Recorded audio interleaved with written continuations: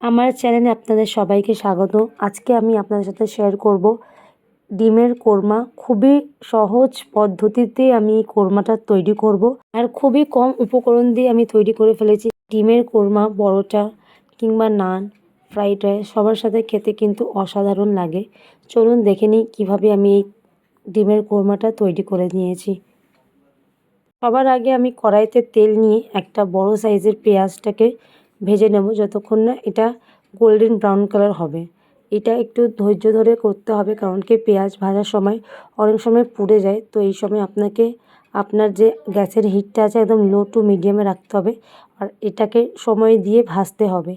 এটা যখন আমি ভাজছি হালকা হালকা এটাকে নাড়াতেও হবে। দেখুন আমার কালারটা হালকা ব্রাউন কালার চলে এসেছে। এরপর খুব বেশি একে ভাজবো না, এটা বেরেস্তা ভাজছি।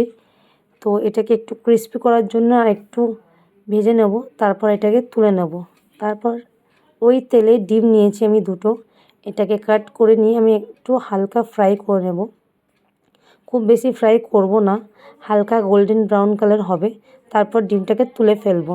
তার মধ্যে এলাইচি, দারচিনি আর লবঙ্গ দিয়ে দেবো ওই তেলে, আর সাথে এটাকে 30 থেকে 40 সেকেন্ডের মতন আমি একটু ভেজে নেব, যাতে একটা ভালো গন্ধ বেরোয় আর রান্নাটায় একটা ভালো কালার আসে।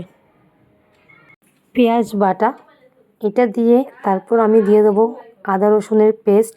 এটাকে একটু ফ্রাই করব যতক্ষণ না তেল বেরিয়ে আসছে। আর এই সময় আপনাকে গ্যাসের হিটটাকে মিডিয়াম টু লোতে রাখতে হবে, না হলে মশলাগুলো পুড়ে যাবে।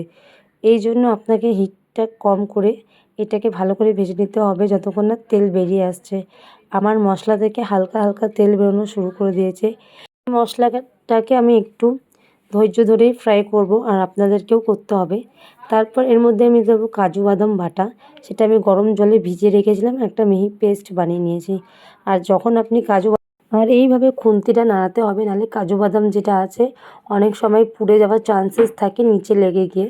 এই রান্নাটায় আমি একটু জল ব্যবহার করিনি। এরপর একটুখানি তেল বেরিয়ে আসলে এর মধ্যে ভাজা ডিমটাকে আমি দিয়ে দেবো, সাথে লবণ, লাল লঙ্কার গুঁড়ো আর সামান্য হলুদ, আর সাথে লবণ দিয়ে দেবো। তার সাথে কাঁচা লঙ্কা দিয়ে দেবো।